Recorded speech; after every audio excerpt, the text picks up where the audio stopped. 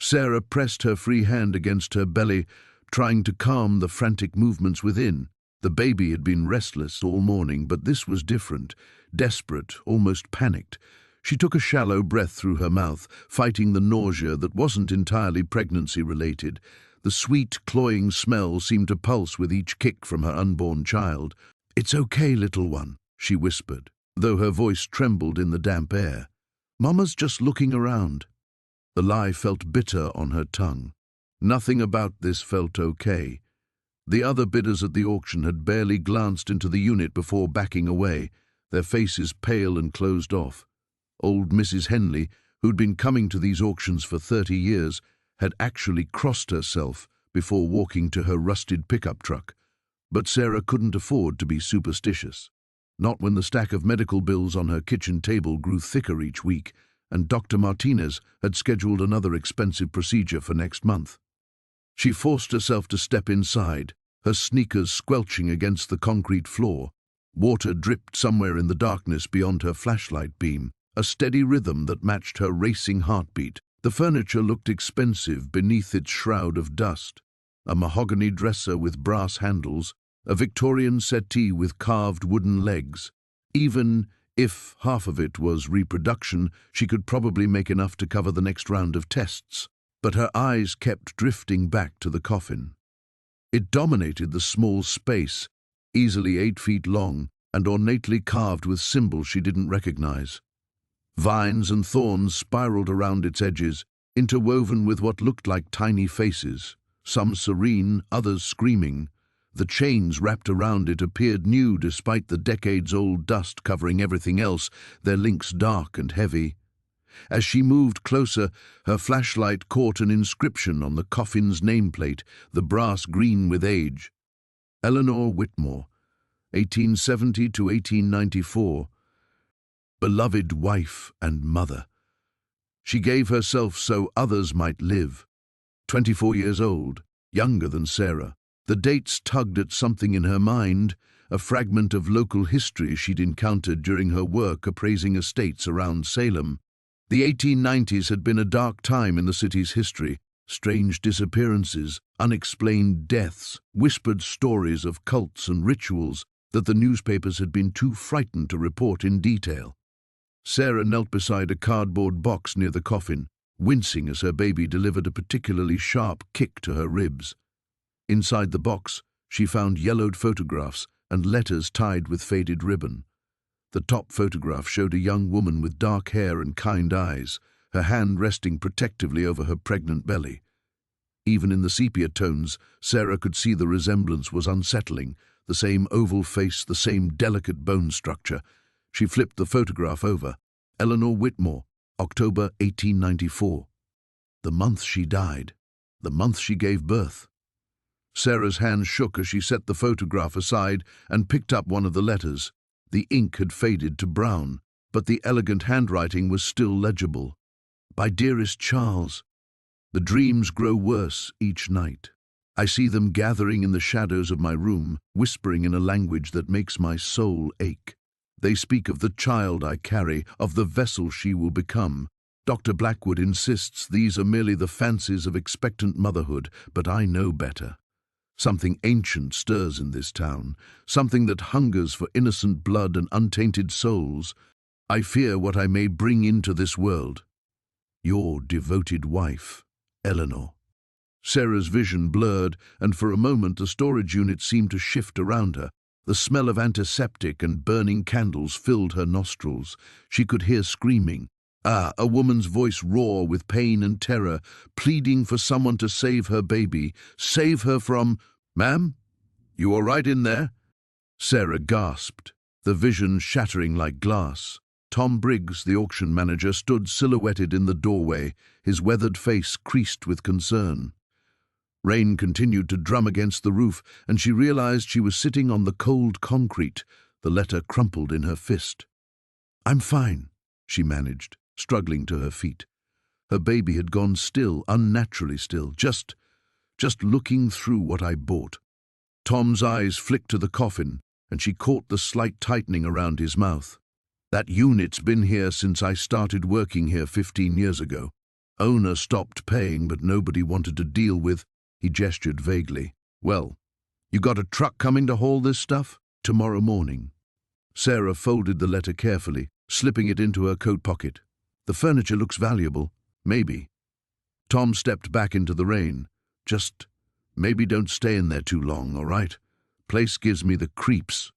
As his footsteps faded, Sarah found herself alone again with Eleanor Whitmore's earthly remains. The coffin seemed larger now, its chains casting twisted shadows in her flashlight beam, and somewhere deep inside her, beneath the familiar weight of her child, something else stirred in the darkness. Sarah stood frozen in the flickering beam of her flashlight, listening to Tom's footsteps fade into the drumming rain. The silence that followed felt oppressive, thick with the weight of decades and secrets. She pressed her palm against her belly, searching for any sign of movement from her baby. Nothing. The stillness terrified her more than the violent kicking had. "Come on, sweetheart," she whispered. "Give Mama a sign you're okay." A gentle flutter answered her, and she exhaled a shaky breath. Just sleeping. Babies slept in the womb all the time, perfectly normal. She was letting this creepy place get under her skin, and she couldn't afford that luxury. Not with everything depending on making this auction pay off. Sarah forced herself to take one last survey of the unit's contents. The mahogany dresser alone could bring in $800 if it was authentic Victorian. The settee might fetch another $600. Even the moth-eaten quilts could appeal to collectors if they were hand-stitched. She mentally catalogued each piece, calculating potential profits the way she'd trained herself to do over 5 years of scraping together a living in the antique business. It was better than thinking about the coffin. 20 minutes later, she was driving home through Salem's winding residential streets, her ancient Honda's wipers struggling against the October downpour. The familiar routine of navigating traffic and watching for pedestrians helped ground her after the unsettling experience at the storage facility. This was her real world, the cracked sidewalks of her neighborhood, the coffee shop where the barista knew her order, the small craftsman house she'd inherited from her grandmother. Her phone buzzed against the passenger seat. David's name flashed on the screen, followed by his third call in 2 hours. Sarah let it go to voicemail. Just like the others, she wasn't ready to explain why she'd spent their grocery money on a storage unit full of dead woman's belongings. David meant well, but he worried constantly about her business ventures, especially now that the baby was coming. He wanted her to take the safe route, find a nice office job with health insurance and regular hours. He didn't understand that the safe route wouldn't pay for the specialized cardiac surgery their daughter might need. Their daughter. Sarah's hand drifted to her belly as she turned into her driveway. 7 months along, and they still hadn't agreed on a name. David favored practical choices, Jennifer, Michelle, something that would look good on a resume. Sarah found herself drawn to older names, family names with history and weight. Eleanor had been beautiful, traditional. She'd almost suggested it to David last week before catching herself. Now the name felt tainted, connected to chains and shadows and the lingering scent of decay. The house welcomed her with warm light spilling from the kitchen windows. David had beaten her home from his job at the accounting firm, probably wondering where she'd disappeared to on a Saturday afternoon. She sat in the car for a moment, watching him move around their kitchen through the rain-streaked glass. He was making dinner, most likely the chicken and rice dish that had become their go-to meal since it was cheap and agreed with her pregnancy-sensitive stomach. This was what she had to lose, the comfortable rhythm of their life together, the way he rubbed her feet while they watched television, his excited planning for the nursery they couldn't quite afford to furnish. David had never asked to be thrust into a world of medical specialists and genetic counselors and heart defects with complicated names. He'd signed up for normal pregnancy worries, not bills that could bankrupt them before their daughter took her first breath. Sarah grabbed her purse and made a dash for the front door, Eleanor Whitmore's letter crackling in her coat pocket. She'd transfer it to her office later, along with the photograph and the rest of the papers. Research was part of her job. Understanding the provenance of antiques helped establish their value. The fact that this particular research made her skin crawl was irrelevant. "Hey, you!" David called from the kitchen as she shook rain from her hair. "How was the auction? Find anything good?" "Maybe." Sarah hung her coat in the hall closet, making sure the letter was buried deep in the pocket. "Victorian furniture, some collectibles. I'll know more when I get everything moved tomorrow." David appeared in the doorway, dish towel over his shoulder, brown eyes bright with curiosity.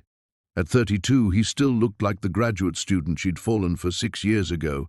Rumpled hair, wire-rimmed glasses, the kind of gentle face that made elderly clients trust him with their taxes. "The baby was doing gymnastics while you were gone. I could see your whole stomach moving from across the room." "She's been active today." Sarah kissed his cheek, breathing in his familiar scent of soap and coffee. Normal, safe, everything the storage unit wasn't. But as they sat down to dinner, she found herself distracted by the rain against the windows and the way the shadows seemed to shift in her peripheral vision. And when David asked about baby names, Eleanor rose to her lips before she managed to swallow it back down. "What about Emma?" David said, twirling rice around his fork. "Or maybe Hannah? Classic but not old-fashioned." Sarah nodded absently, pushing chicken around her plate. The food tasted like cardboard, though that wasn't unusual these days. Everything seemed muted, except for the persistent ache in her lower back and the way Eleanor Whitmore's photograph seemed burned into her retinas, that protective hand over her pregnant belly, the kind eyes that had seen something terrible coming. "You're not eating," David observed, his voice gentle but concerned.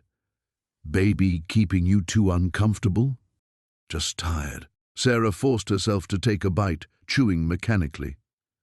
Through the kitchen window, she could see their neighbor's porch light flickering in a rhythm that reminded her of her flashlight beam sweeping across the coffin's chains.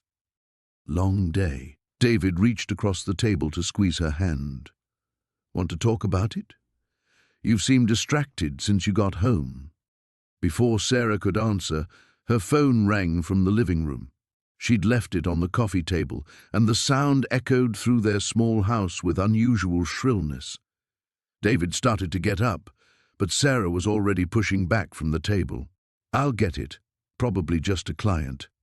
But it wasn't a client's name on the screen. It was a number she didn't recognize, with a Salem area code. Sarah hesitated, thumb hovering over the decline button. After 9 o'clock on a Saturday night, it was either a wrong number or an emergency. "Hello?" Static crackled through the line, punctuated by what sounded like breathing. Then a woman's voice, thin and distant. "You shouldn't have taken her." Sarah's blood turned to ice. "I'm sorry, who is this? She's been waiting so long. We've all been waiting. You don't understand what you've done. I think you have the wrong number. Eleanor warned us this would happen. She tried to stop it, but the vessel was too strong. And now you've brought her home." The line went dead. Sarah stared at the phone, her hands trembling so badly she nearly dropped it. From the kitchen, David called out asking who it was, but she couldn't find her voice to answer. "Eleanor." The caller had said Eleanor's name, but that was impossible. Eleanor Whitmore had been dead for over a century. A sharp pain lanced through Sarah's abdomen, doubling her over. The baby was moving again, but not like before. These weren't kicks or rolls. This felt like something clawing at her from the inside, desperate to get out. She gripped the back of the couch, breathing hard, trying to remember what Dr. Martinez had said about when to call the emergency line. "Sarah?" David appeared beside her, his face pale with alarm. "What's wrong? Is it the baby?" The pain subsided as suddenly as it had come, leaving Sarah gasping. "I don't know. Someone called. They said—" She looked up at David's worried face and stopped herself. How could she explain that a stranger had somehow known about Eleanor Whitmore? That they'd claimed Sarah had brought something home? "Maybe we should call Dr. Martinez," David said, his hand warm on her back. That didn't look like normal pregnancy discomfort. Sarah straightened slowly, testing her body's response. The baby had settled again, but she could feel a new restlessness, as if something had awakened inside her. "I'm okay. Just false labor pains, probably. The books say they're normal in the 3rd trimester." But even as she said it, she knew this wasn't normal. Nothing about today had been normal, starting with the way the other bidders had fled from storage unit 237 and ending with a phone call from someone who shouldn't have known Eleanor's name. David guided her back to the kitchen table, but Sarah found herself staring out the window instead of at her cooling dinner. The rain had intensified, turning the glass into a dark mirror that reflected the kitchen lights back at them.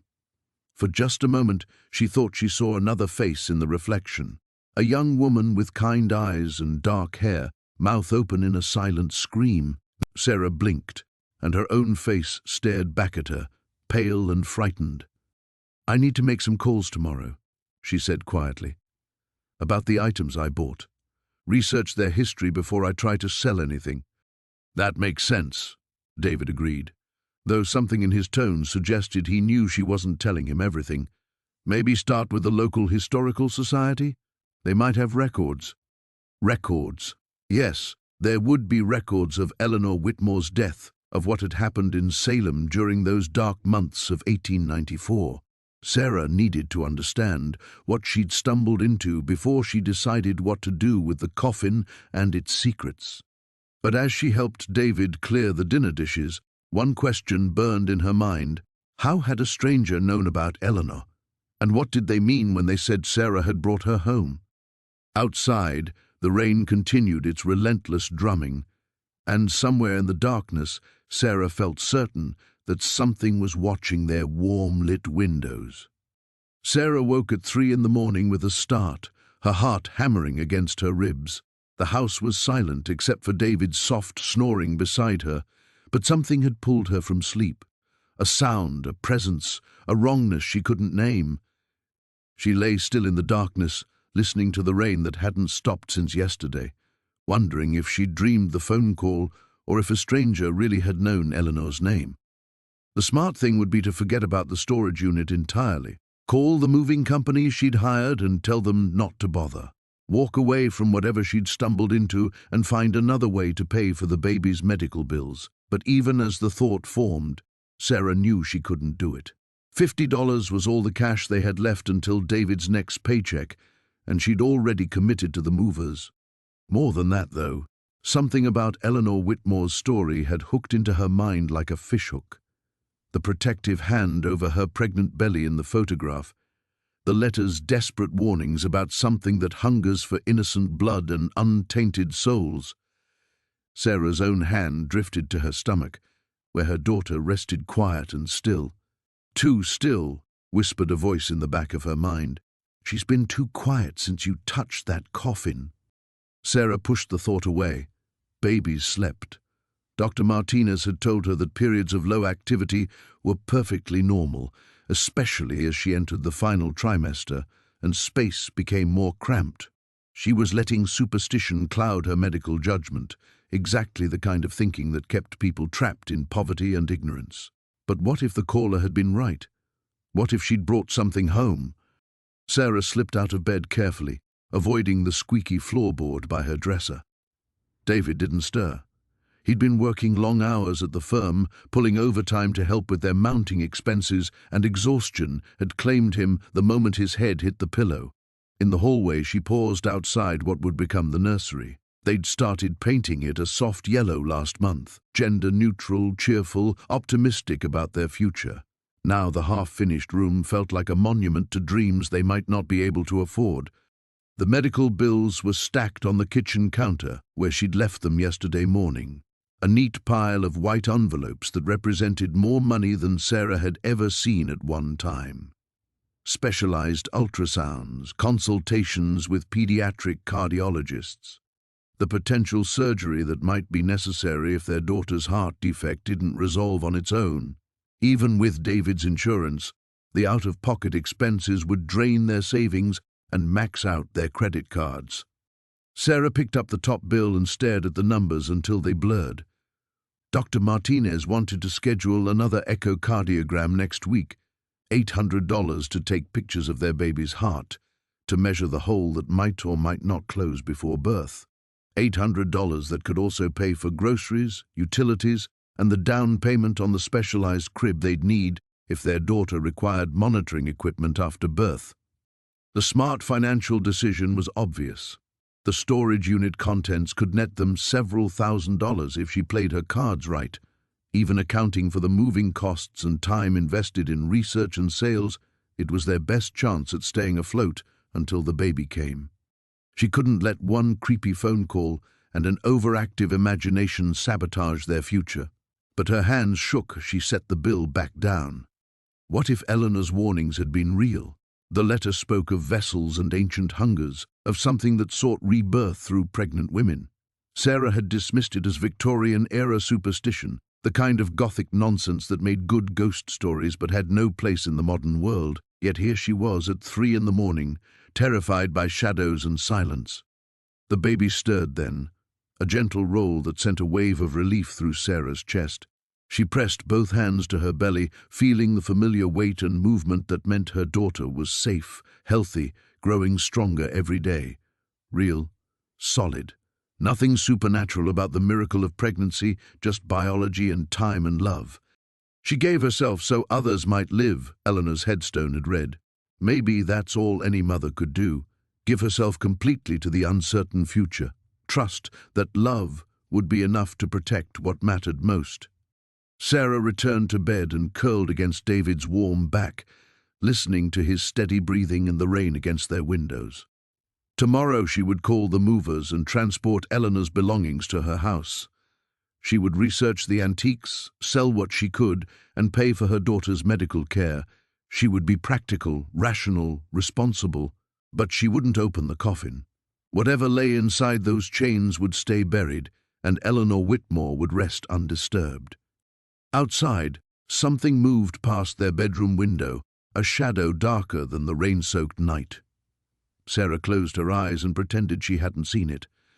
Sarah's eyes snapped open at dawn, but she knew she hadn't really slept. The shadow at their window had lingered in her peripheral vision all night, a dark shape that shouldn't have been possible given their second-story bedroom. Yet every time she'd gathered the courage to look directly, nothing had been there, except rain-streaked glass and the pale glow of streetlights. She dressed quietly while David slept, pulling on maternity jeans and the oversized sweater that had become her uniform. Her reflection in the bathroom mirror looked haggard, dark circles under her eyes, skin pale as porcelain, the kind of exhaustion that came from more than just pregnancy insomnia. The phone call last night had changed something fundamental. A stranger knowing Eleanor's name meant this wasn't just about antiques and storage auctions anymore. Someone, multiple people based on the caller's use of we, had been watching, waiting, and now they knew Sarah had taken possession of whatever Eleanor had tried to keep locked away. Downstairs, Sarah made coffee with trembling hands and called the moving company. The cheerful receptionist confirmed their 10 o'clock appointment, 2 men with a truck who would transport everything from Unit 237 to Sarah's garage. Simple, routine. Nothing supernatural about hiring movers. But as she hung up, the weight of commitment settled over her like a burial shroud. Once Eleanor's belongings were in her house, there would be no walking away. The coffin would be her responsibility, chained and waiting in her garage, where she'd have to pass it every time she did laundry or retrieved Christmas decorations. Her laptop sat open on the kitchen table, cursor blinking in the search bar. Sarah had intended to research Eleanor Whitmore's death, to find historical records that would either confirm or dispel the letter's wild claims. Instead, her fingers typed something else entirely: Salem, Oregon cult, 1894 pregnant women vessels. The results made her stomach clench. Local newspaper archives from the 1890s, digitized by the Oregon Historical Society. Headlines that made her skin crawl: mysterious deaths plague expecting mothers. Police investigate occult activities in Mill District. Infant mortality spikes amid reports of ritual gatherings. Sarah clicked on the first article, dated October 15, 1894. The text was faded but readable, describing a series of unexplained deaths among pregnant women in Salem's industrial district. All had died in childbirth, but their babies had been born alive, only to die within hours for no apparent medical reason. Local authorities suspected poisoning or some form of folk medicine gone wrong, but no evidence had ever been found. The final paragraph made Sarah's blood turn to ice. Several witnesses reported seeing the deceased women speaking to invisible companions in the days before their deaths, claiming that something was growing alongside the child. Mrs. Eleanor Whitmore, wife of mill foreman Thomas Whitmore, was among those who exhibited such behavior before her tragic death on October 31st. October 31st, Halloween, the date on Eleanor's letter. Sarah scrolled frantically through more articles, her coffee growing cold as the horror unfolded across decades-old newsprint. The deaths had stopped abruptly after Eleanor's passing, but not before claiming 7 women and their newborn children. The common thread was always the same: pregnant women who claimed something else was growing inside them, something hungry and ancient that whispered in voices only they could hear. David's footsteps on the stairs made Sarah slam the laptop shut. She couldn't let him see this, couldn't burden him with the knowledge that she'd bought a storage unit connected to a century-old tragedy. He appeared in the kitchen doorway, hair tousled, reaching for his favorite mug from the cabinet. "You're up early," he said, kissing the top of her head. "Couldn't sleep?" Excited about the pickup, Sarah lied, the words tasting like ash. "Want to get started cataloguing everything so I can post the good pieces online." David poured coffee and settled beside her, his presence both comforting and painful. She was lying to him, had been lying since yesterday, and each small deception built another wall between them. But how could she explain that their financial salvation might be connected to a cult that had murdered pregnant women, that the baby she carried might be in danger from something that defied rational explanation? "I've been thinking about names again," David said, scrolling through his phone. "What about Grace? It means divine favor, protection. Seemed fitting given everything we've been through with the medical stuff." "Grace." Sarah touched her belly, feeling the slight flutter of movement that reassured her their daughter was still safe, still normal. "That's beautiful." But even as she said it, another name echoed in her mind: Eleanor. The woman who had tried to warn others, who had sacrificed herself to stop something terrible from spreading. If the articles were true, Eleanor's death had ended the killings. She had found a way to break the cycle. The moving truck rumbled into their driveway at exactly 10 o'clock, and Sarah felt the last of her normal life slip away. Whatever came next, there would be no pretending she was just an antique dealer trying to pay her bills. She was crossing a threshold into something darker, older, hungrier than anything she'd ever imagined.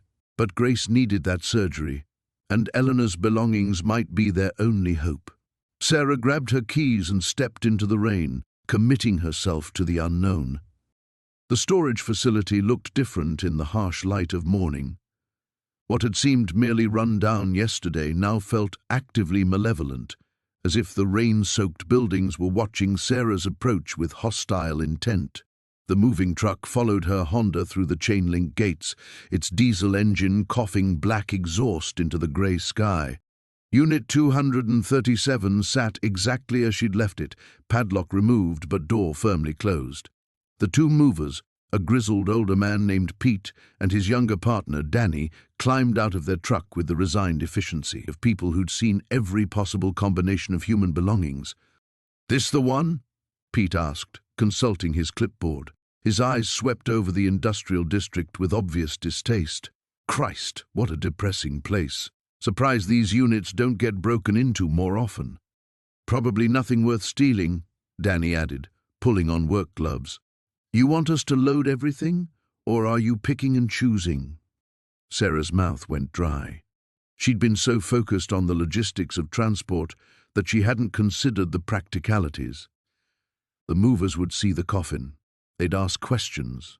Normal people didn't store Victorian coffins in climate-controlled units for decades.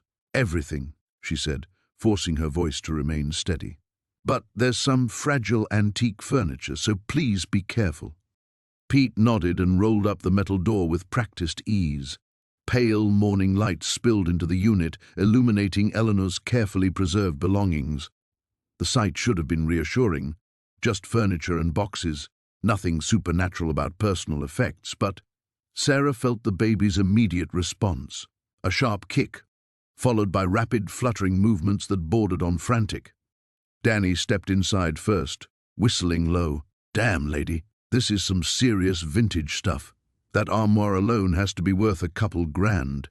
He approached the tall wooden cabinet with genuine appreciation, running his hands over the carved details. "They don't make them like this anymore."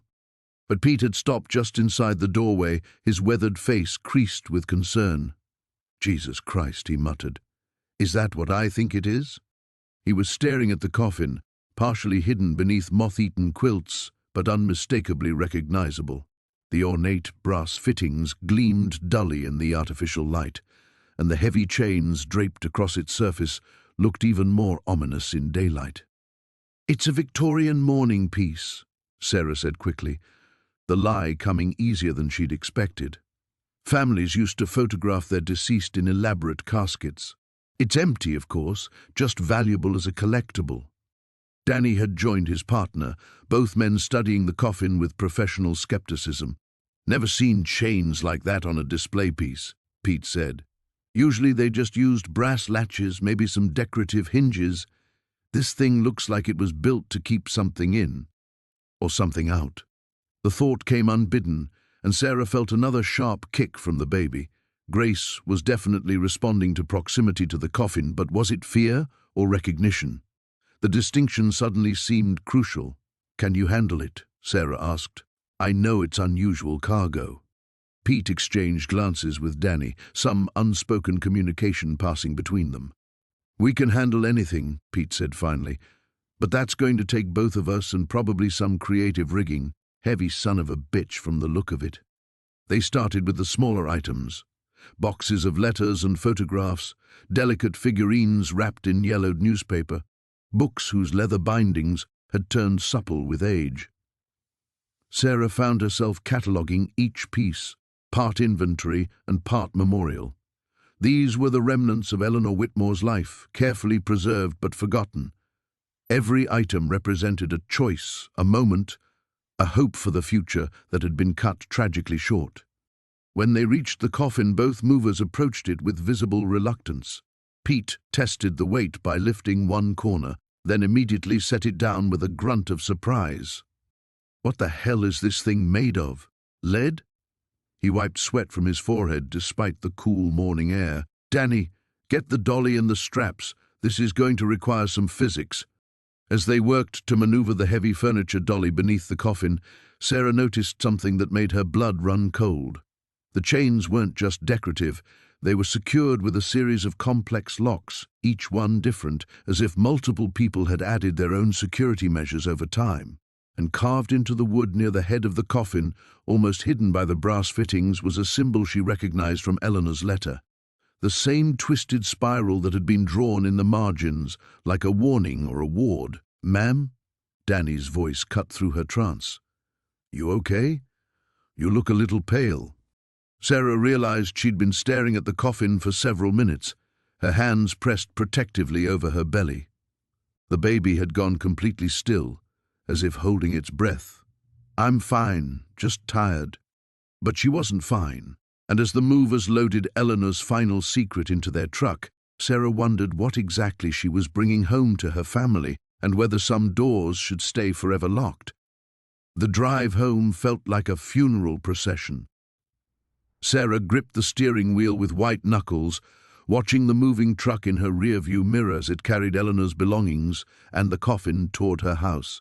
With each mile, the baby's movements grew more agitated, sharp kicks that made Sarah gasp and press her free hand to her side.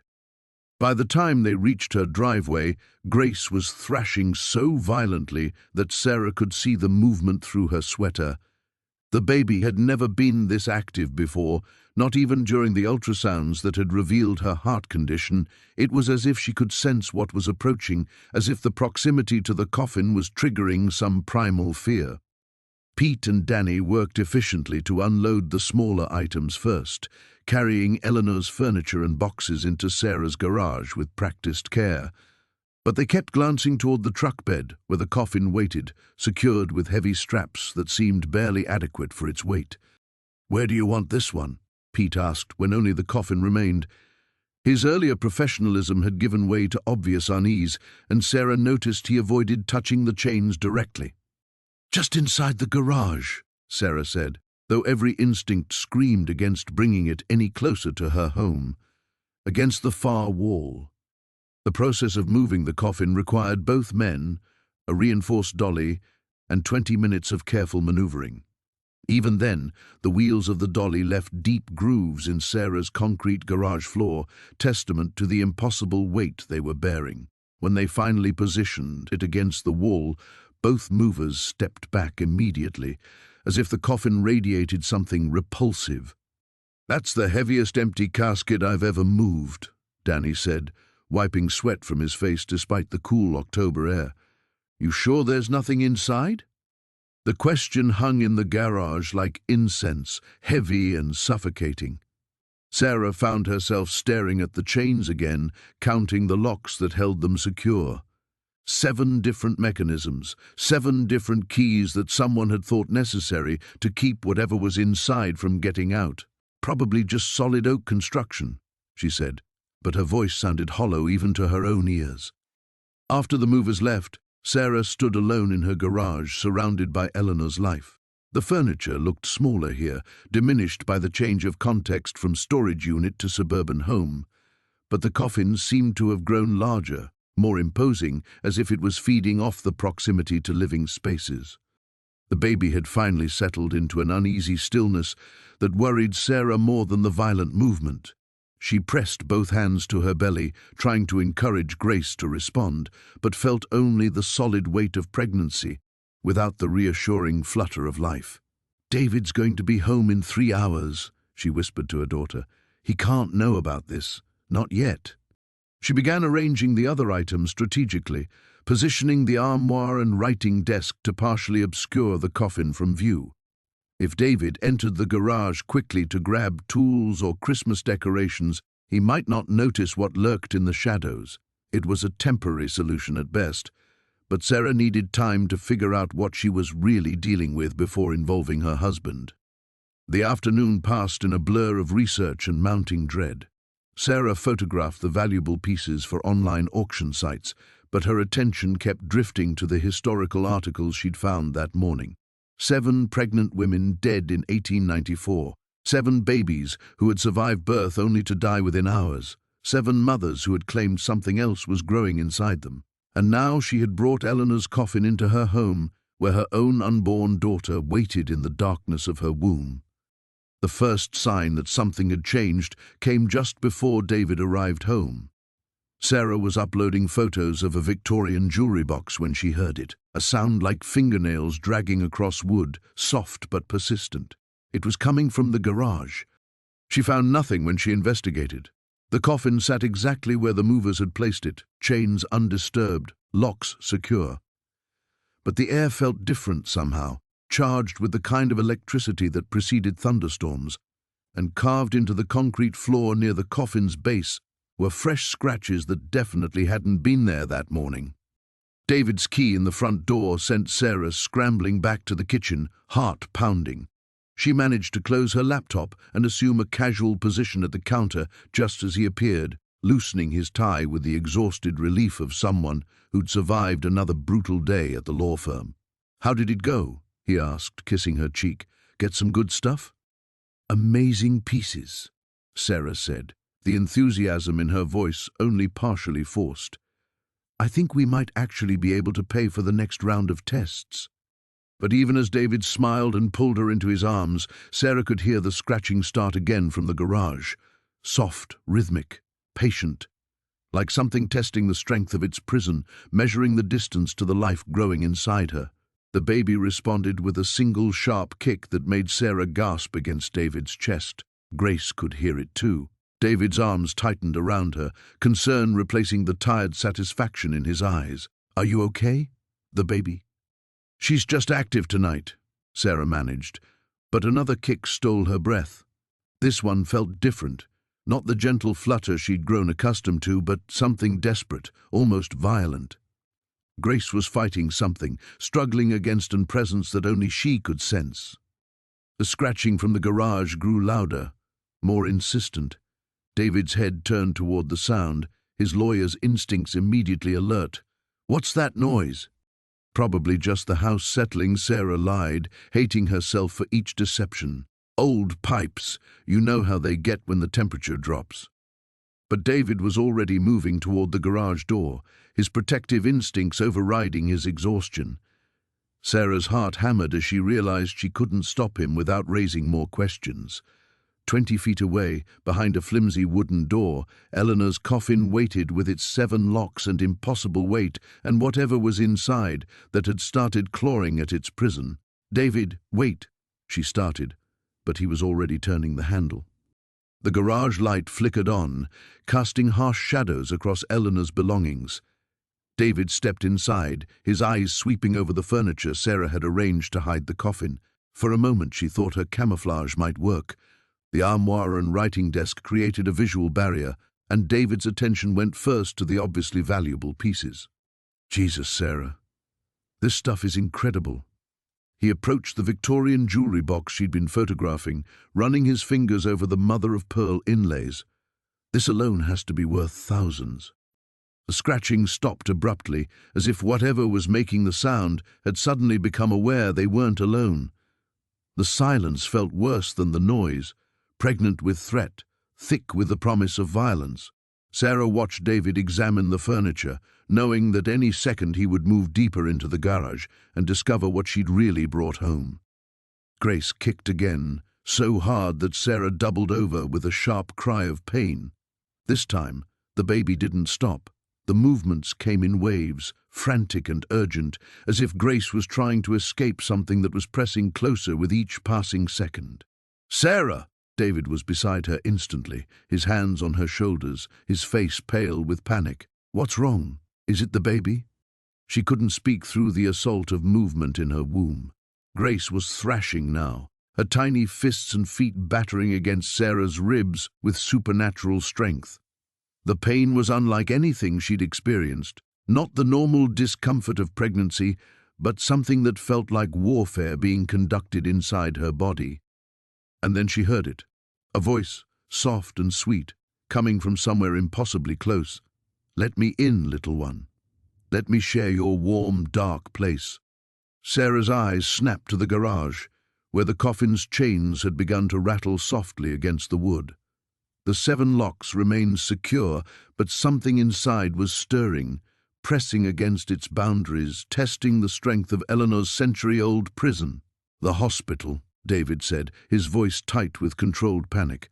"We need to get you to the hospital right now." "No." The word came out harsher than Sarah intended, driven by an instinct she didn't fully understand. Hospitals meant doctors, and doctors would want to examine her, to understand what was causing Grace's distress. How could she explain that her unborn daughter was responding to the presence of something that had been waiting in a chained coffin for over a century? David's face went white. "Sarah, you're scaring me. The baby is clearly in distress." Another voice joined the first, this one deeper, hungrier, so many years in the dark, so many years waiting for new flesh, new blood, new life to steal. The voices were coming from inside the coffin, but somehow Sarah could hear them as clearly as if they were being whispered directly in her ear. Worse, she could tell from Grace's increasingly violent movements that the baby could hear them too. "It's connected to the coffin," Sarah whispered, the truth spilling out before she could stop it. "Whatever's happening to Grace, it started when I brought that thing home." David's eyes followed her gaze to where the chains continued their soft, rhythmic rattling. Now that his attention was focused, the outline of the coffin was impossible to miss, even partially hidden behind the other furniture. His face went through a series of expressions, confusion, disbelief, and finally a dawning horror that matched her own. "What the hell is that, Sarah? Why is there a coffin in our garage?" Before she could answer, all 7 locks clicked open in perfect unison, the sound echoing through the garage like gunshots. The chains slithered to the floor with a whisper of metal on concrete, and the coffin's heavy lid began to creak slowly open. Grace's movements stopped completely, her silence more terrifying than all her frantic struggling. In the sudden quiet, Sarah could hear something else, a sound like breathing, slow and deliberate, coming from inside the coffin. Something had been waiting for over a century to be reborn, and now it was finally ready to claim the life it had been promised. A pale, withered hand emerged first from the coffin's depths, fingers curled like the legs of a dying spider. The skin was translucent as parchment, veins visible beneath the surface like dark rivers mapping decades of decay. As the lid continued its slow, inevitable swing upward, more of the figure became visible, a woman in a rotting Victorian burial dress, her face gaunt with hunger that had only grown sharper during her century of waiting. Sarah couldn't move, couldn't breathe, couldn't do anything but watch in paralyzed horror as Eleanor Whitmore sat up in her coffin with movements that were fluid despite the crackling of ancient joints. The dead woman's eyes opened, empty sockets that somehow still managed to convey a terrible predatory intelligence as they fixed immediately on Sarah's swollen belly. Finally, Eleanor whispered, her voice like autumn leaves scraping across headstones, "I can smell her from here. Such a strong little heart, such perfect, untainted life." David made a sound like a wounded animal, stumbling backward until he hit the garage wall. "This isn't possible. This isn't fucking possible." But possibility had ceased to matter. Eleanor was rising from the coffin now, her movements gaining strength and purpose as she focused on Sarah. With each step the dead woman took, Grace's stillness deepened until Sarah could feel nothing. No movement, no heartbeat, no sign that her daughter was still alive inside her. "No," Sarah gasped, pressing both hands to her belly, trying to will Grace back to consciousness through sheer maternal desperation. "Whatever you want, you can't have her.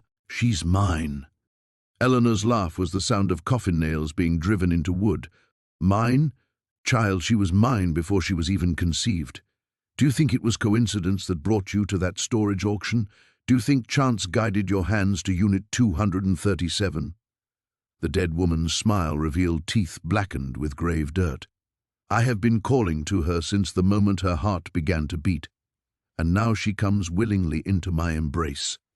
Sarah felt it then, a terrible pulling sensation deep in her womb, as if something was trying to draw Grace's soul out through her very skin. The baby's spirit was being summoned, pulled toward Eleanor's outstretched hands by forces Sarah couldn't understand or fight. "David!" she screamed, but her husband stood frozen against the wall, his rational mind broken by the impossibility of what he was witnessing.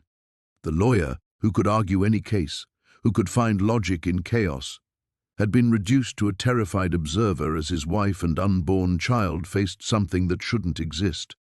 Eleanor took another step forward, and Sarah felt Grace's presence growing fainter, slipping away like water through her fingers. All the plans she'd made, the nursery they'd painted, the names they'd chosen, the future they'd imagined for their daughter, were crumbling into nothing. The heart condition they'd worried about seemed laughably trivial now compared to losing Grace entirely to a hungry ghost. "She will not suffer," Eleanor crooned, reaching toward Sarah's belly with hands that left frost in the air.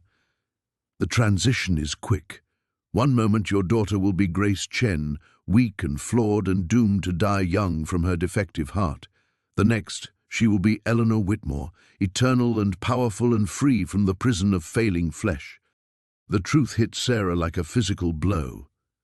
Eleanor hadn't just been calling to Grace, she'd been influencing her development, weakening her heart to make her more susceptible to spiritual invasion, the medical condition that had sent them searching for money, that had led them to the storage auction, that had put them in debt and desperate enough to bring home a coffin.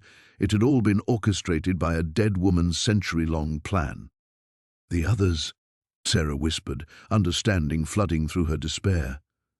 "The 7 pregnant women in 1894, you tried to take their babies too." "Failed attempts," Eleanor admitted without shame. "Those fools in the cult didn't understand what they were dealing with. They thought binding my body would be enough, that chains and locks could contain a mother's love." Her eyes glittered with malevolent satisfaction. "But obsession transcends death, child. Desire survives the grave, and I have had 129 years to perfect my technique." David finally found his voice, but it came out as a broken whisper. "Sarah, we have to run. We have to get you away from this thing." But Eleanor moved faster than decay should have allowed, placing herself between Sarah and the garage door. "There is no escape from destiny. The child belongs to me now." As if responding to her words, Sarah felt the last flicker of Grace's presence disappear entirely.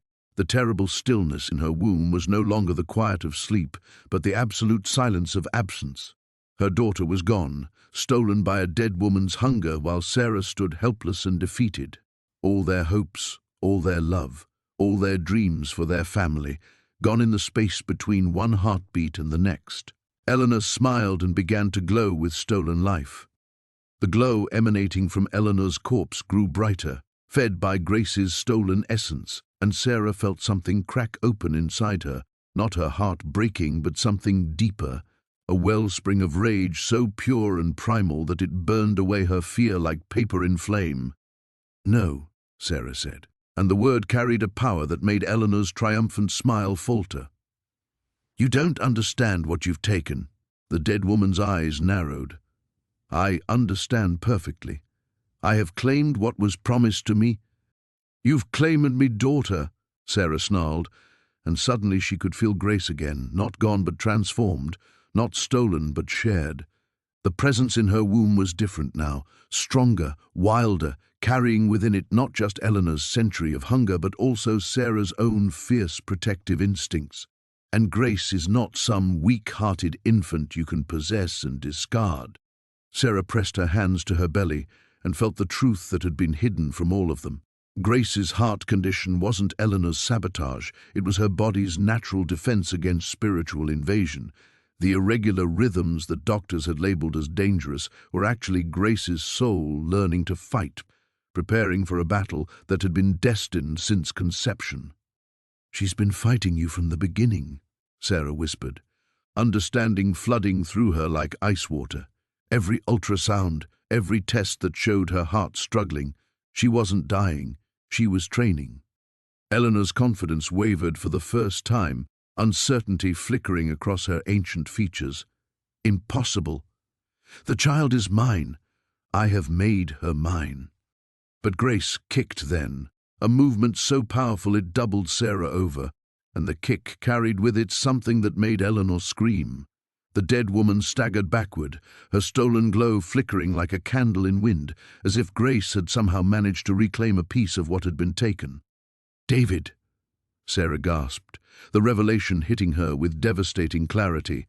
The storage auction, Unit 237. She didn't orchestrate this to steal Grace. She orchestrated it because Grace is the only one who can stop her. Her husband pushed himself off the wall, his rational mind finally finding purchase in the chaos. "What are you saying?" "The 7 babies in 1894, Sarah said, pieces of the puzzle falling into place with terrible precision. They didn't die from Eleanor's possession. They died trying to fight her off. But they were normal babies with normal hearts. Grace isn't normal." She looked directly at Eleanor, whose form was beginning to lose cohesion, as if Grace was somehow pulling back the borrowed life force. "That's why you had to wait so long.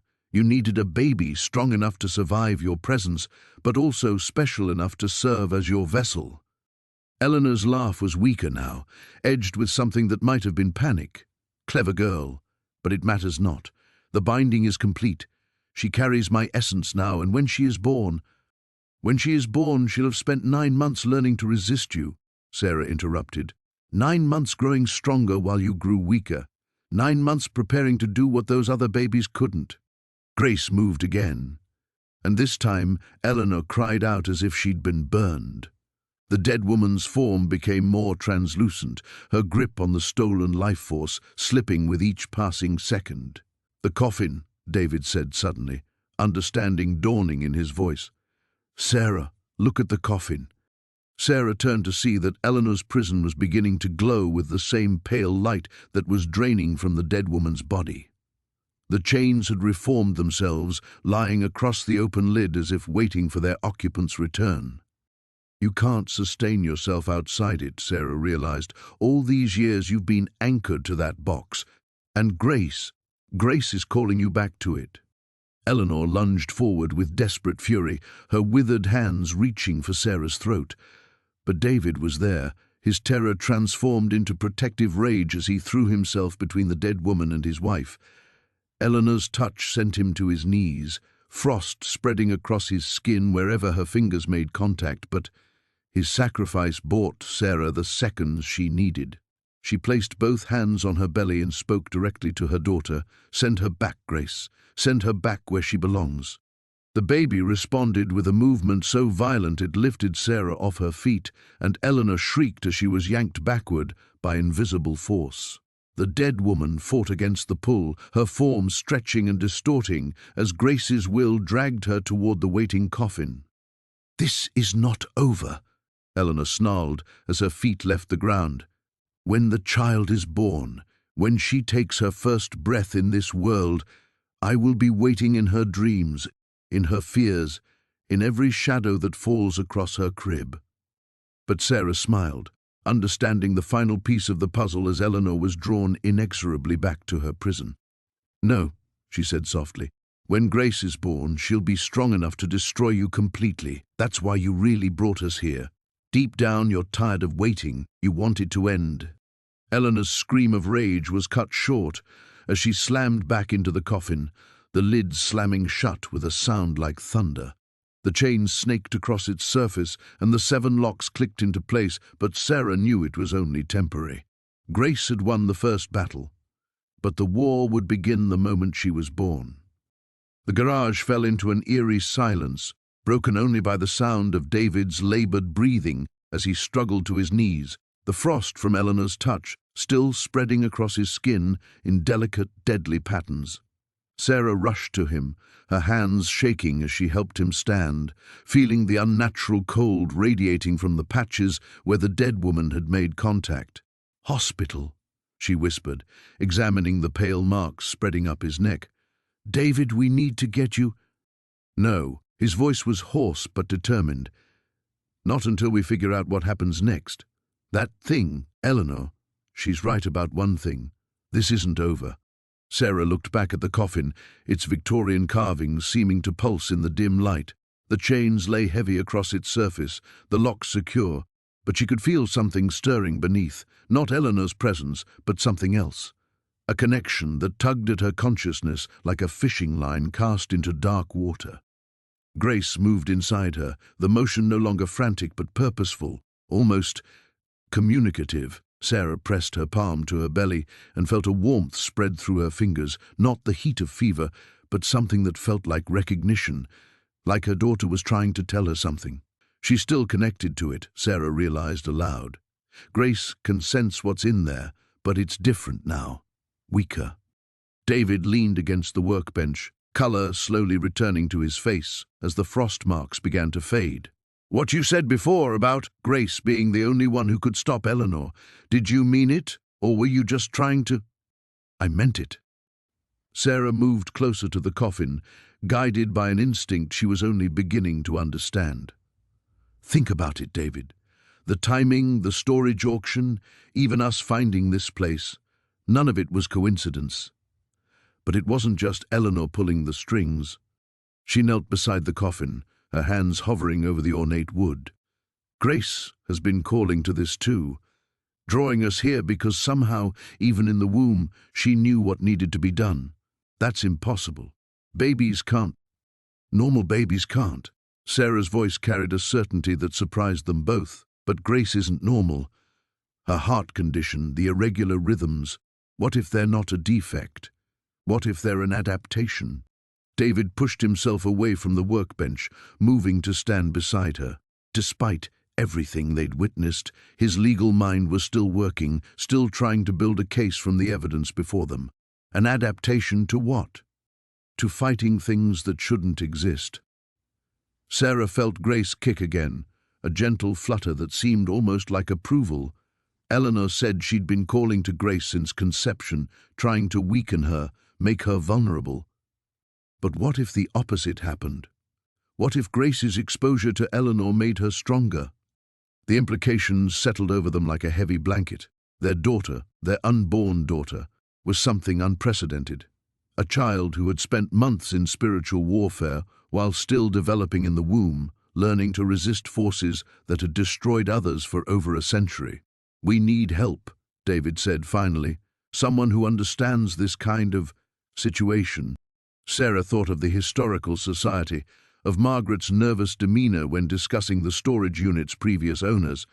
There might be records, people who knew about Eleanor, about what happened in 1894, the cult members, some of their descendants might still be around. And they'd help us because 7 pregnant women died trying to stop Eleanor the first time. Their families have been living with that failure for generations. Sarah stood slowly, her hand still resting on her belly. If Grace really can end this, they'll want to help her succeed. David nodded, but his expression remained troubled. "What about the medical side? The doctors are expecting you for monitoring, especially with the heart condition. How do we explain that we're not coming in because our baby is psychically battling a Victorian-era ghost?" The question hung between them, highlighting the impossible position they now found themselves in. They existed in 2 worlds simultaneously, one where prenatal appointments and medical protocols mattered, and another where their unborn daughter was humanity's last hope against an ancient evil. "We tell them the condition is stabilizing," Sarah said. "Buy ourselves time to find answers before—" Grace's sudden movement cut her off. A sharp kick followed immediately by a sound from within the coffin, a low moan that spoke of frustrated hunger. Eleanor was still conscious in there, still planning, still waiting for the moment of birth when Grace would be most vulnerable. "How long do we have?" David asked.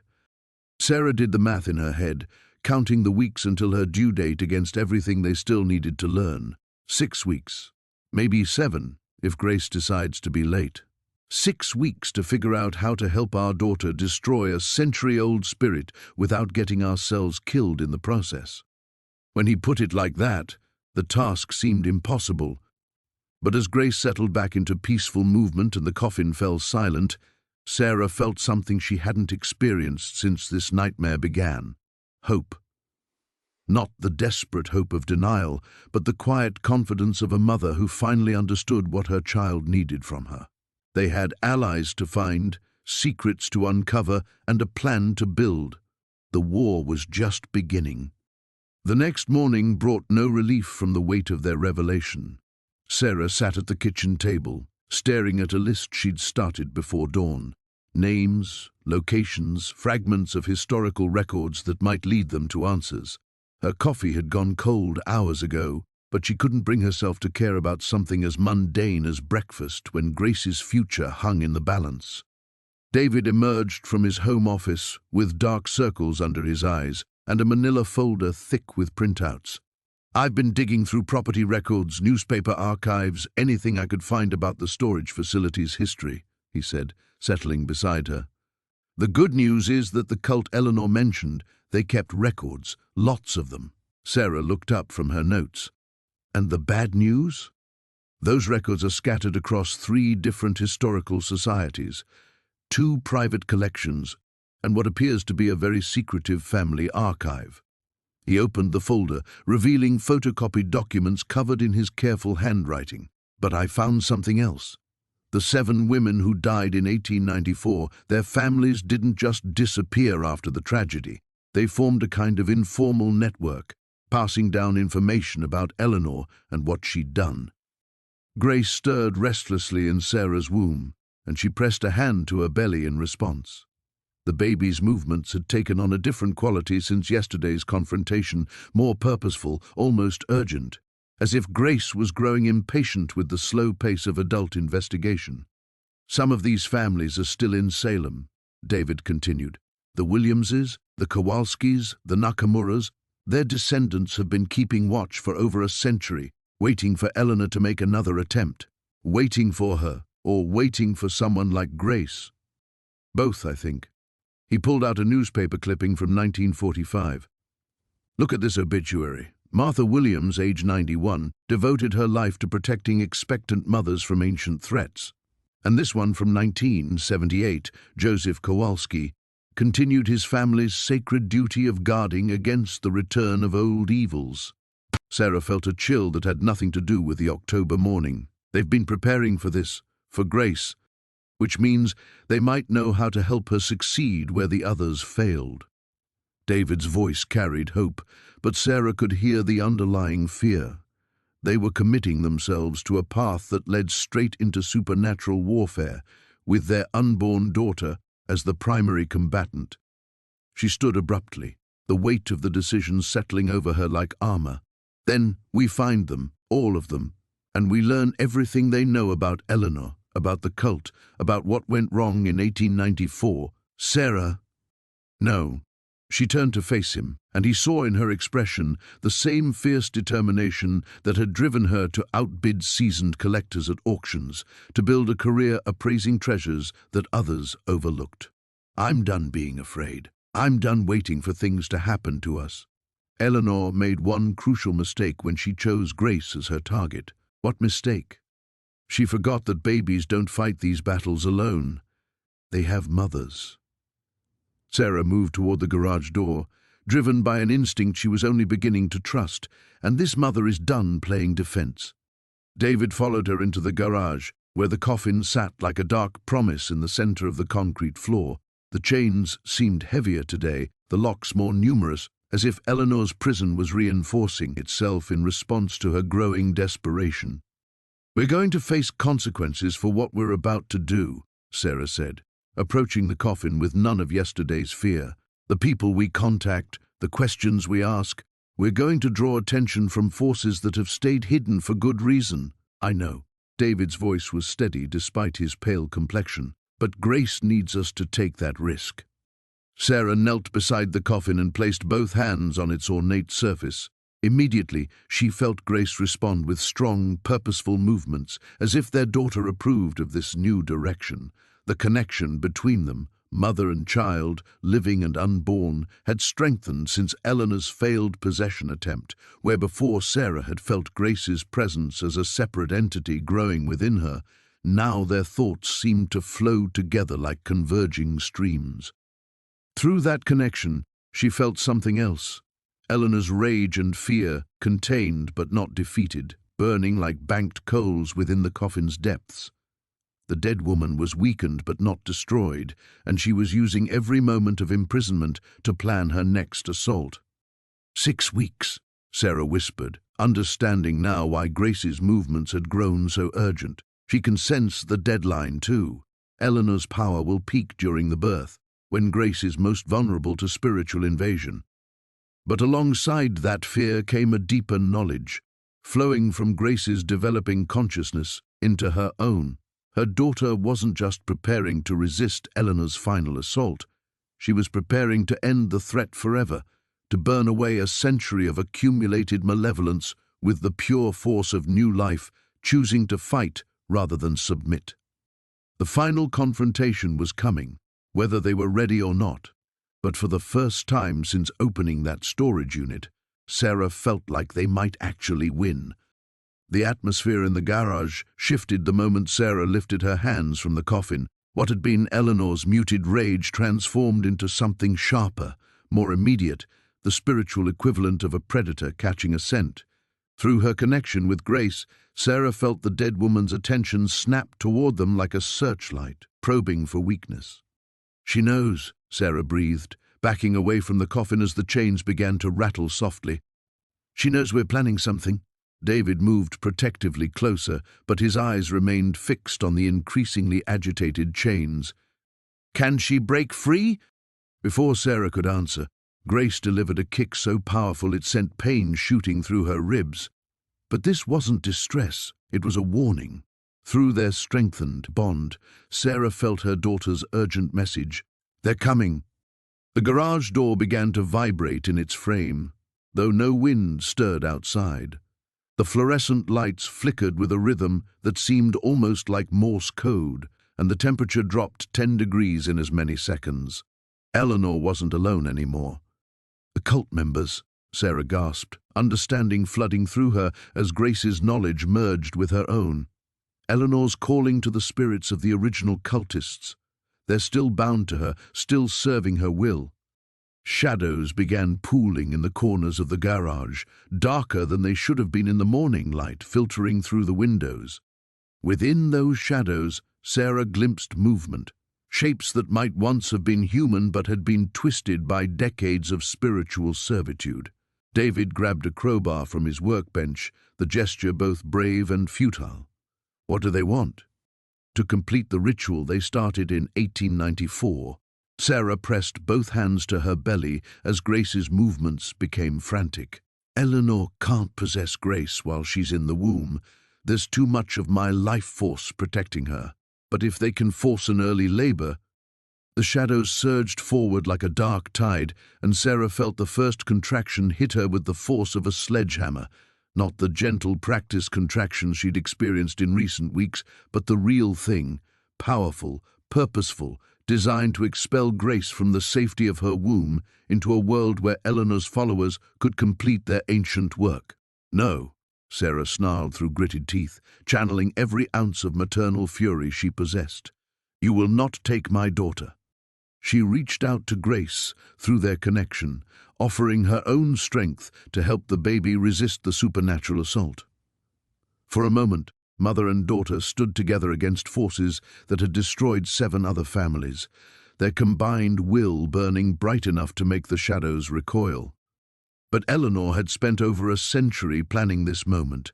The dead woman's laughter echoed from within the coffin as more spirits materialized from the darkness, not just the original cultists, but others they had corrupted over the decades, a small army of the damned united in their hunger for rebirth.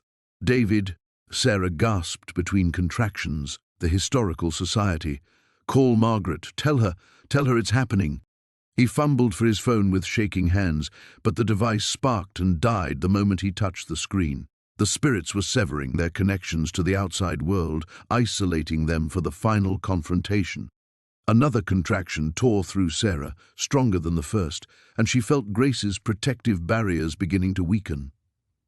Her daughter was fighting with everything she had, but she was still weeks from full development, still vulnerable in ways that Eleanor's hunger exploited ruthlessly.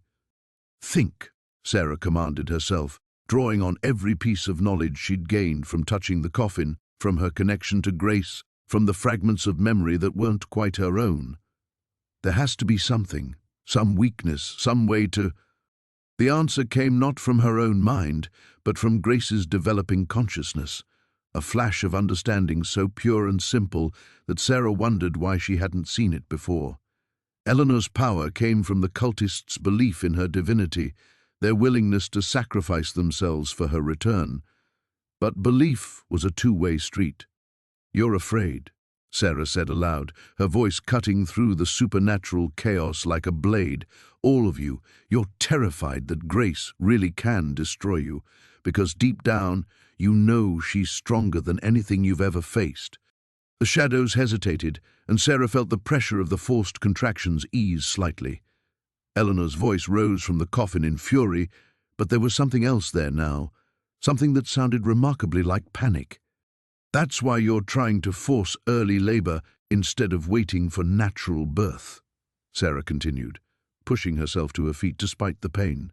Because you know that every day Grace stays in my womb, she grows stronger. And you're running out of time. Grace kicked once, gently, and through their connection, Sarah felt her daughter's readiness.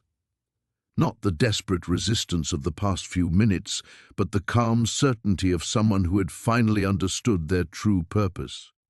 The final test wasn't about surviving Eleanor's assault. It was about choosing to meet it head-on, to transform from hunted prey into hunters themselves. Sarah smiled through the pain and placed her hands protectively over her belly. "Come on, then," she whispered to the darkness. "Let's finish this." The shadows rushed forward like a living storm, but Sarah stood her ground. Through her connection with Grace, she felt her daughter's consciousness expanding, no longer the fragile presence she'd protected for months, but something radiant and fierce. The baby's heartbeat synchronized with her own, and Sarah understood that this moment, this choice to fight rather than flee, was what Grace had been preparing for since conception. Eleanor's shriek of rage erupted from the coffin as the first wave of spirit struck them. Instead of the overwhelming force Sarah expected, she felt something extraordinary happen. Grace didn't just resist the assault, she absorbed it, transforming the cultists' malevolent energy into something else entirely. Where their darkness touched her developing soul, it burned away like mist before sunlight. Impossible, Eleanor's voice cracked with disbelief. You're just a child, an unborn nothing. But Grace was far from nothing. Sarah felt her daughter's response flow through their bond. Not words, but pure intention wrapped in power that made Eleanor's century of accumulated hatred feel small and petty. Grace had spent months growing in a womb under siege, developing not just physically but spiritually, learning to fight before she'd even learned to breathe. David watched in amazement as the shadows began to retreat, their forms becoming translucent as Grace's influence spread through the garage. "Sarah, what's happening to them?" "Grace isn't just defending herself," Sarah gasped, understanding flooding through her as another contraction hit. But this one felt different, natural rather than forced. She's offering them something Eleanor never could. A choice. The spirits of the cultists wavered, caught between Eleanor's commands and the promise radiating from Grace's consciousness. For the first time in over a century, they remembered what they'd been before corruption claimed them. People who genuinely believed they were serving a higher purpose, who died thinking they were protecting their community from evil.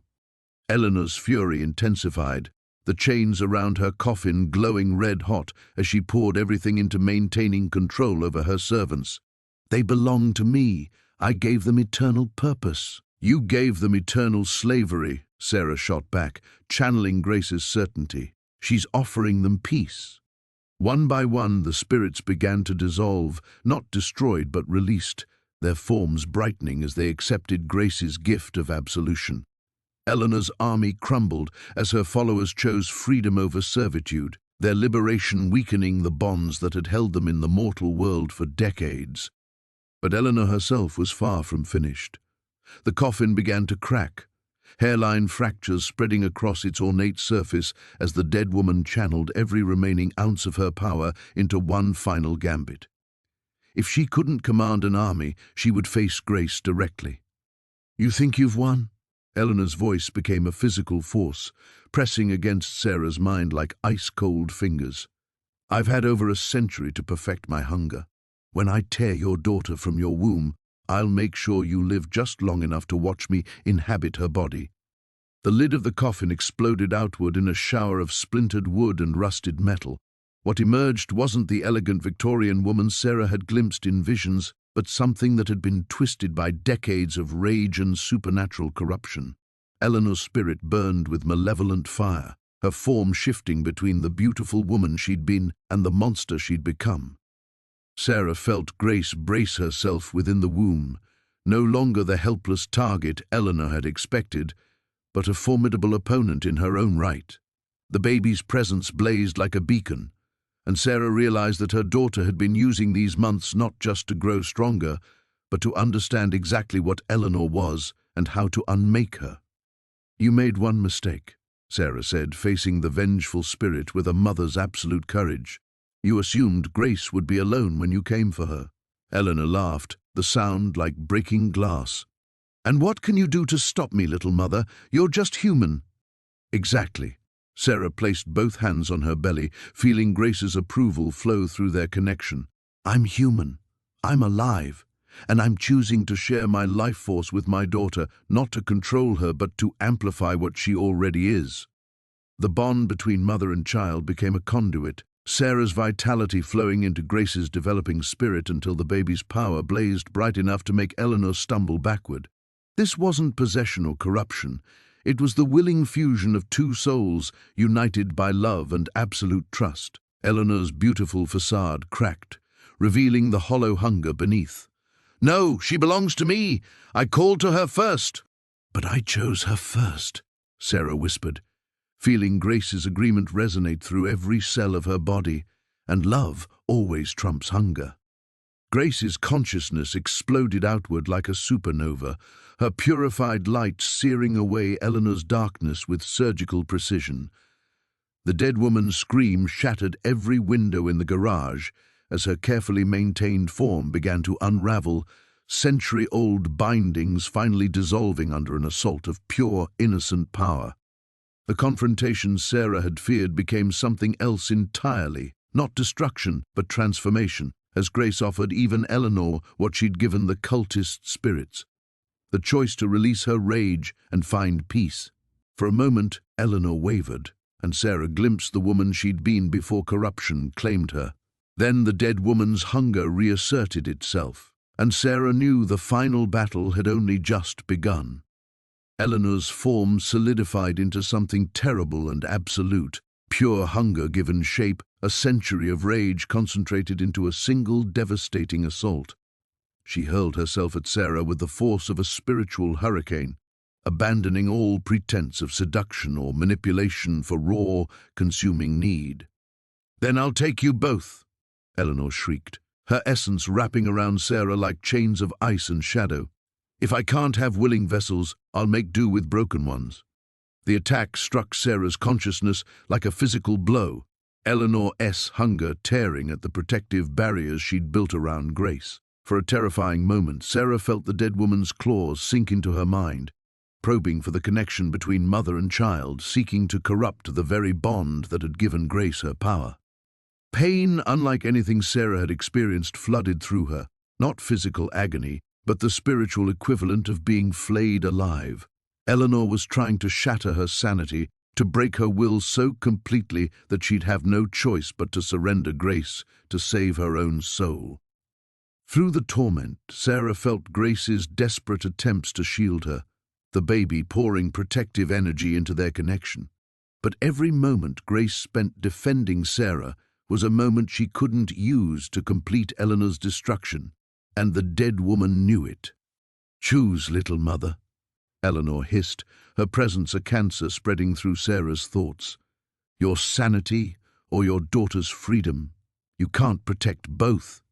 The cruelty of it stole Sarah's breath. Eleanor had engineered the perfect trap. Any attempt to save Grace would require Sarah to lower her mental defenses, but the moment she did, Eleanor would pour her corruption into the connection between them, contaminating Grace through the very bond that had made her so powerful. David's voice seemed to come from miles away. "Sarah, fight her!" But Sarah couldn't fight, not without risking Grace. The realization hit her like a physical blow, the terrible mathematics of maternal sacrifice crystallizing with perfect clarity. There was only one way to break the stalemate, only one choice that would give Grace the freedom she needed to end Eleanor's threat forever. Sarah would have to sever their connection herself. The knowledge flowed through her with devastating certainty. The bond between them wasn't just a source of power, it was what made Grace hers.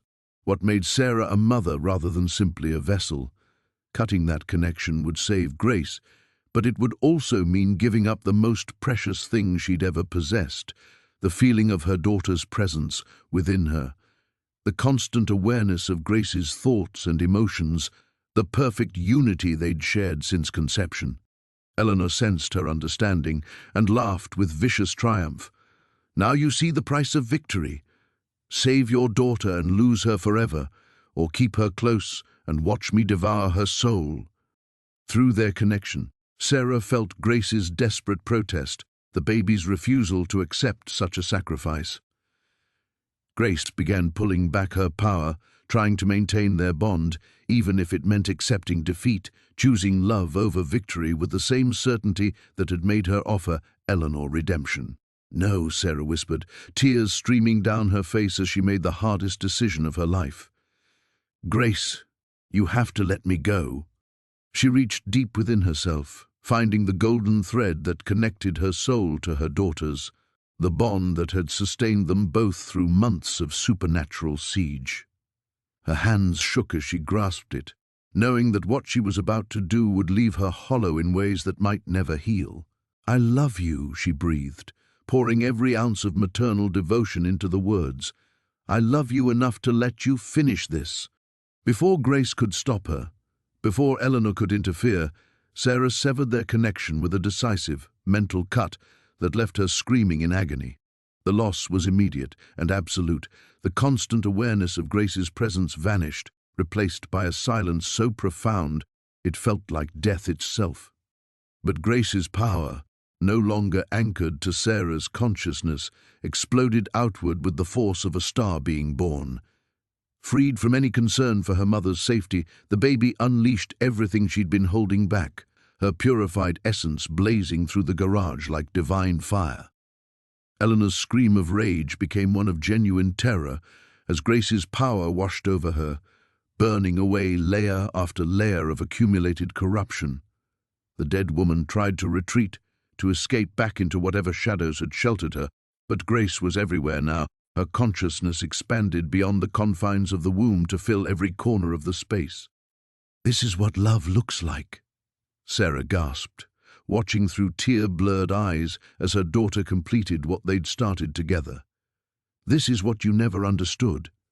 Eleanor's form began to unravel completely, her desperate hunger finally meeting something it couldn't consume or corrupt. In her final moments, the dead woman's beautiful mask fell away entirely, revealing not a monster, but a broken woman who'd forgotten how to choose anything but rage. Grace offered redemption one last time, and this time Eleanor was too exhausted to refuse. As the garage filled with gentle light, Sarah collapsed to her knees, feeling simultaneously victorious and utterly bereft. They'd won, but the cost was everything that had made victory worth pursuing. Her daughter was safe, and Sarah had never felt more alone. The silence that followed Eleanor's dissolution felt heavier than the supernatural chaos that had preceded it. Sarah remained on her knees in the center of the garage, her hands pressed against her belly, desperately searching for any trace of the connection she'd severed. Nothing. Where Grace's presence had once blazed like a beacon, there was only the ordinary sensation of pregnancy, weight, and pressure without the miraculous awareness that had defined the past months. "Sarah?" David's voice sounded hollow in the sudden quiet.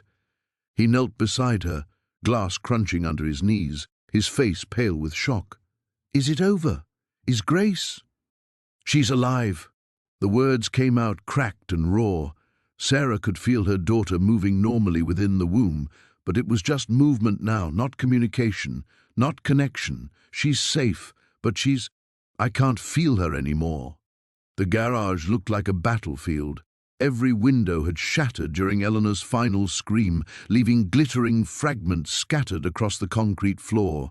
The Victorian coffin lay in ruins, its ornate wood split and blackened as if struck by lightning. Where Eleanor's spirit had made her last stand, only a small pile of ash remained, already dispersing in the cold October wind that whistled through the broken windows. David helped Sarah to her feet, his hands gentle but uncertain.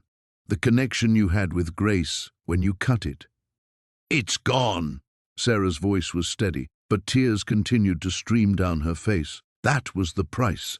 She needed to be free from any anchor to destroy Eleanor completely. And now, she pressed her hands harder against her belly, as if she could somehow force their bond to return through sheer will. Now she's just a baby again.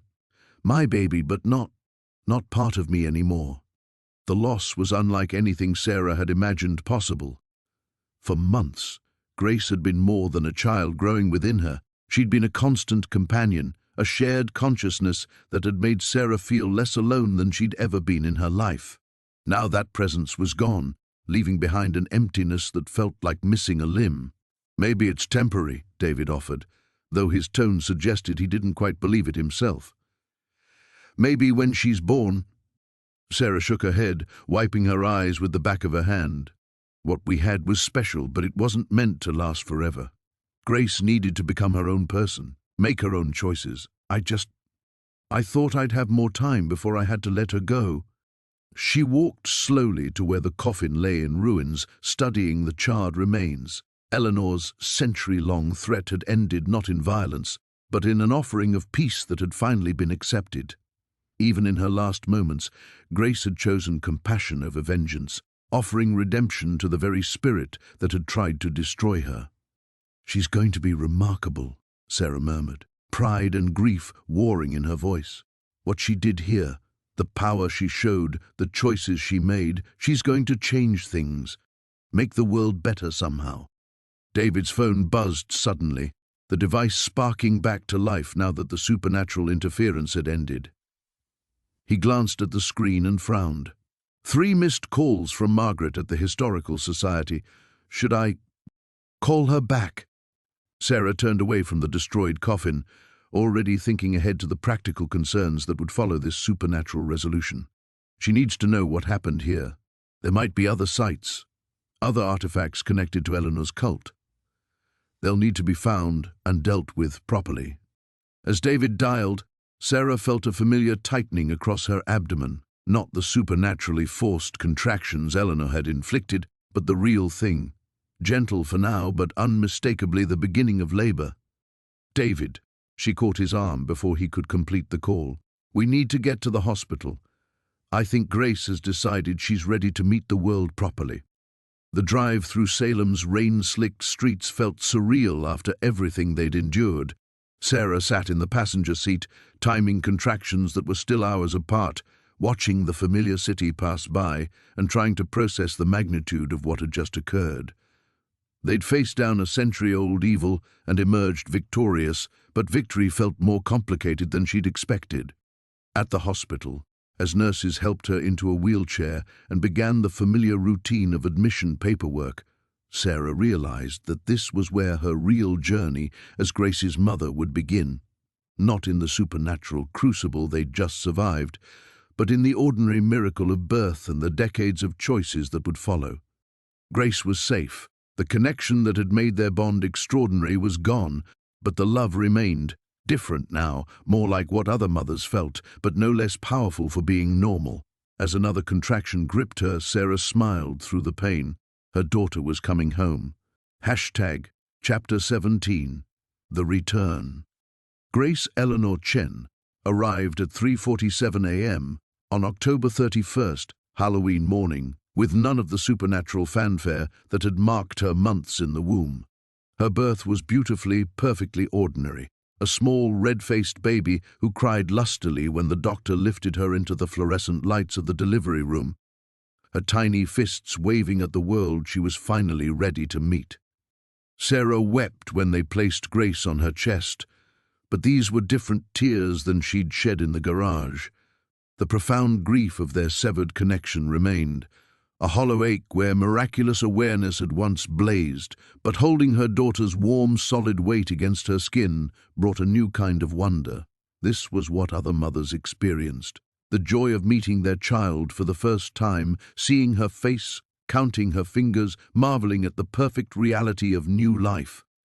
"She's beautiful," David whispered, his voice thick with emotion, as he touched Grace's downy head with one careful finger. "Look at her, Sarah. She's perfect." Grace was perfect, but she was also simply a baby now. No aura of supernatural power, no telepathic bond, no sense of ancient wisdom housed in an infant's body. She was exactly what Sarah had originally hoped for before their world had turned upside down, a healthy daughter with her father's dark eyes and what promised to be Sarah's stubborn chin. The cardiac specialist who examined Grace found her heart completely normal, the rare condition that had triggered Sarah's desperate need for money mysteriously resolved. When Dr. Martinez reviewed the earlier ultrasound findings with obvious bewilderment, Sarah just smiled and said that sometimes miracles happened. She didn't mention that her particular miracle had cost her the most precious connection she'd ever known. Over the next few days, as Sarah recovered and learned the rhythms of caring for an ordinary newborn, she slowly began to understand how she'd been changed by everything they'd endured. The supernatural bond with Grace was gone, but the strength she'd discovered within herself remained. The woman who'd won a storage unit out of desperate necessity had been replaced by someone who'd faced down century-old evil and emerged victorious. She moved through the world differently now, with a confidence born of surviving the impossible. Margaret from the Historical Society visited on the second day, her arms full of flowers and her eyes bright with poorly concealed curiosity. She'd spent the past 48 hours coordinating with authorities to investigate other sites connected to Eleanor's cult, following leads David had provided from his research. "We found 3 more storage units registered under Eleanor's various aliases," Margaret explained, settling into the uncomfortable hospital chair. "All of them contained artifacts similar to what you discovered, ceremonial items, journals, even what appeared to be another prepared coffin. Everything's been properly disposed of now, thanks to your experience giving us a framework for dealing with such things." Sarah nodded, shifting Grace to her other arm as the baby fussed. "Good." Eleanor's influence spread further than just that one unit. It needed to be thoroughly eliminated. "How did you know?" Margaret asked carefully. "About the spiritual aspects, I mean. The official reports mentioned gas leaks and structural collapse, but David hinted that there was more to the story." Sarah met her friend's eyes steadily. "Some things are better left in the past, Margaret. Eleanor Whitmore's evil died with her, and that's what matters. Salem has enough ghost stories without adding new ones." The older woman studied her for a long moment, then nodded slowly. "You're different," she said finally.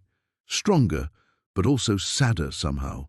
This ordeal cost you something, didn't it?" "It did." Sarah looked down at Grace, who was now sleeping peacefully, her tiny features relaxed in perfect infant contentment. "But it gave me something too. Perspective, maybe. An understanding of what really matters." After Margaret left, David returned from his meeting with the insurance adjusters who were handling the storage facility damage. The company was paying out claims without too many questions, accepting the official explanation of structural failure caused by gas accumulation. Sarah's investment in Unit 237 would net her enough to cover Grace's projected medical expenses, even though those bills would never come. "Any regrets?" David asked that evening, watching Sarah navigate the delicate process of nighttime feeding.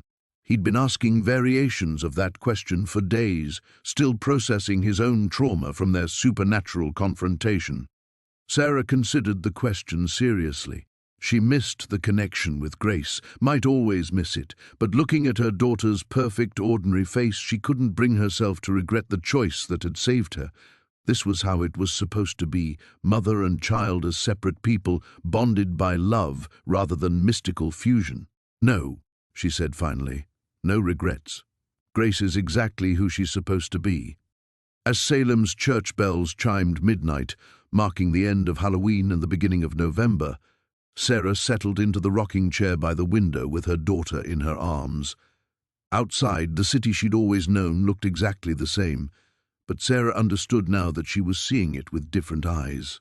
She'd returned to her ordinary life, but she was no longer an ordinary woman. She was Grace's mother, and that would always be enough. Chapter 18, The New Beginning. 3 months later, as February snow dusted Salem's streets, Sarah found herself standing in the doorway of what had once been Unit 237. The storage facility had been rebuilt, the damaged section replaced with newer, brighter units that somehow looked less mysterious in the winter sunlight. David waited in the car with Grace, who had developed an impressive set of lungs and strong opinions about being left alone. "Closure," she murmured to herself, stepping into the empty space. The concrete floor showed no trace of what had transpired here, no lingering shadows or cold spots. Just an ordinary storage unit waiting for someone's forgotten belongings. She'd come here on impulse, drawn by a need she couldn't quite name in the months since Grace's birth.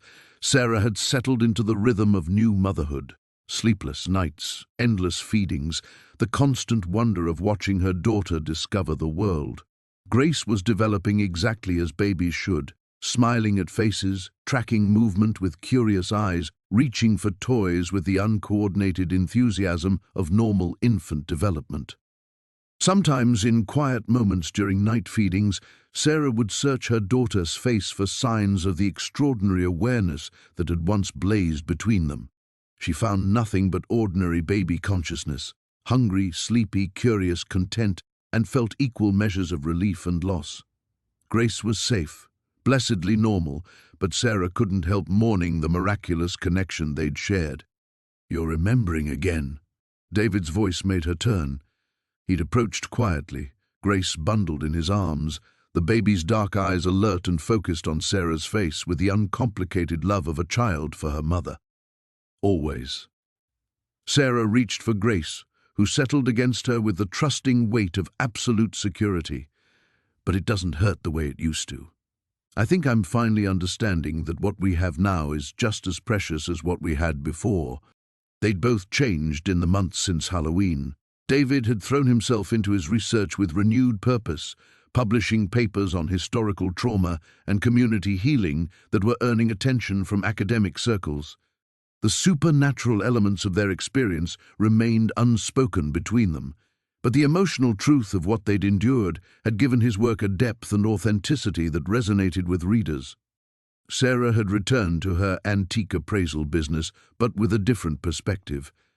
She found herself drawn to pieces with genuine histories rather than simple monetary value, helping clients understand the stories their inherited objects carried. Her reputation for insight had grown, though she was careful to keep her assessments firmly grounded in research rather than intuition.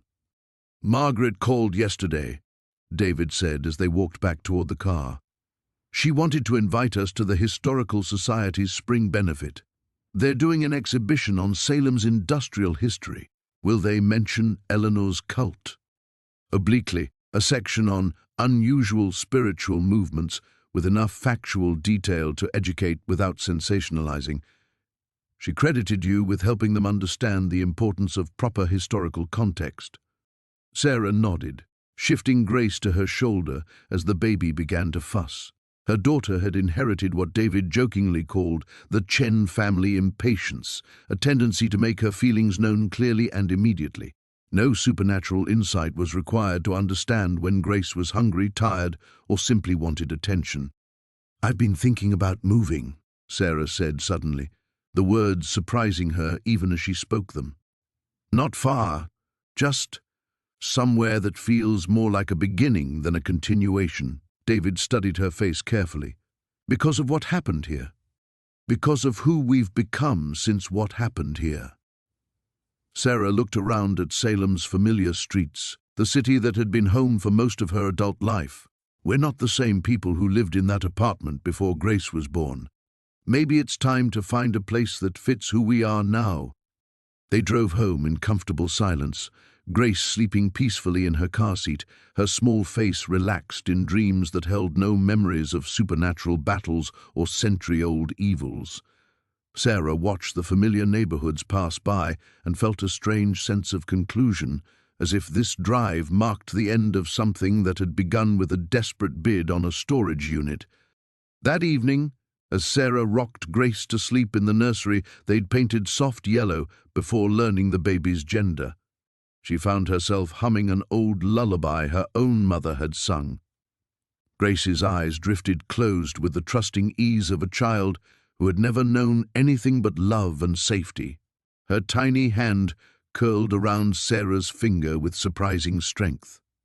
"Sweet dreams, little one," Sarah whispered, settling her daughter into the crib. "Dream of all the ordinary, wonderful things you're going to be." Standing in the darkened nursery, listening to Grace's soft breathing, Sarah finally understood that this was the happy ending she'd been fighting for all along. Not the supernatural bond that had made them extraordinary, but this, the quiet miracle of a mother watching over her sleeping child, both of them safe in a world where the greatest magic was simply being together. Grace stirred slightly, a small smile crossing her sleeping face, and Sarah knew with absolute certainty that love, ordinary, human, imperfect love, would always be enough.